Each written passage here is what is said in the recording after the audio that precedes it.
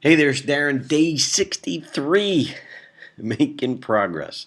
Today was not a reading day. Today was actually, I've been going back and forth with Dave Fitzgerald, his sister. And if you know my story, you know that when I won the world championship, I actually dedicated it to my dad, who was just well enough to be there, and also Dave Fitzgerald, who was my second mentor. And he was the one who had passed away from cancer. He and I were very close. And his sister had sent me this card of Dave when he was uh, getting weak and starting to deteriorate. And so I haven't spoken to her since then, and that was actually long before the World Championship. So, as Mr. Truby said in his teaching, that just the act of writing your memoir kind of helps you go through and realize some of the lessons you've learned, and you learn a lot about your own life. So it was interesting chatting with her. We talked for quite a while, and it was great. I got really choked up a few times, and she didn't really know our story as well, even though they were close. Um, but here in my office, oops, I also have my list of mentors. Oops, and this is Dave right here, and he had written this to me. This special message. I'll read it. Said, Darren, you have affected my life in a way that cannot be measured. Um, the direction that I am now going is because of you. So here I was, just a opening act at best, and he was a headliner.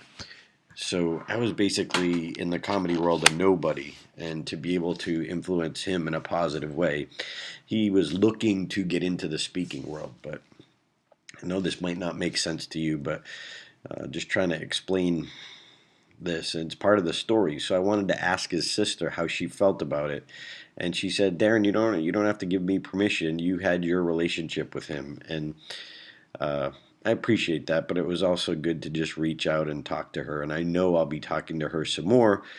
Because there's some other aspects that I want to clarify and make sure I'm on the right path and obviously honor his memory. Um, and a lot of things I don't know about him in the early days in his youth, because he had referenced that he was so his humor was to help kind of release tension that the family had. Um, and he looked at that's how he developed his humor and why he developed it. He said he was God's little tension reliever.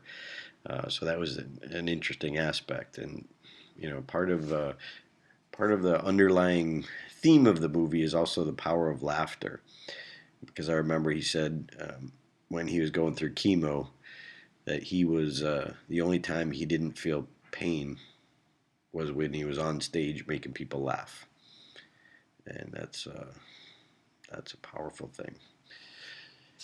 I also did some research today, trying to find some scripts. Michael Haig had emailed me, one of the gentlemen I was reading his book, and had been in touch with him, and he had suggested one of the things I need to do if you're going to write a script, you need to start reading a bunch of them.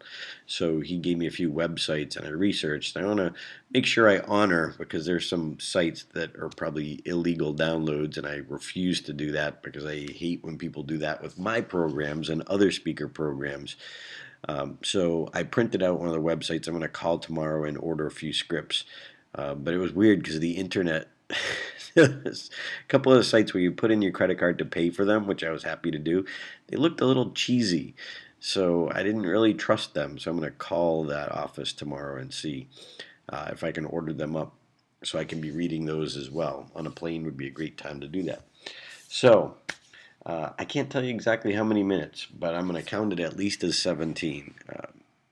With what I've done so far today. So even just researching the scripts is moving forward, like the way to purchase them, because Michael Haig, someone who knows, said to go do this. I have to go do this. So it's funny being the sponge again, and hearing it's funny because some people, like, it's such a interesting thing that some people, like when I'm speaking or when I was over in Paris in Europe, um, you know, or I have an upcoming conference that I'm speaking at, and it's like $40, and the money doesn't go to me, but I'm teaching the business of speaking. And it's funny that, oh, $40. It's like, really? Really? You want to do this and $40 is like, okay, people might not have a lot of income, and that's okay, but find it. If you get a chance to learn from somebody who's doing what you want to do, find it. Go get another job. I look at what I went through with NSA, the National Speakers Association, going to the first conferences.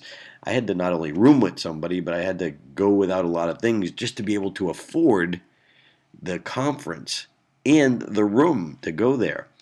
So anyway, those are my thoughts for today. Reporting in for you to inspire you to make progress today. And it was really cool that Jill, Dave's sister, said, told me that I was inspiring.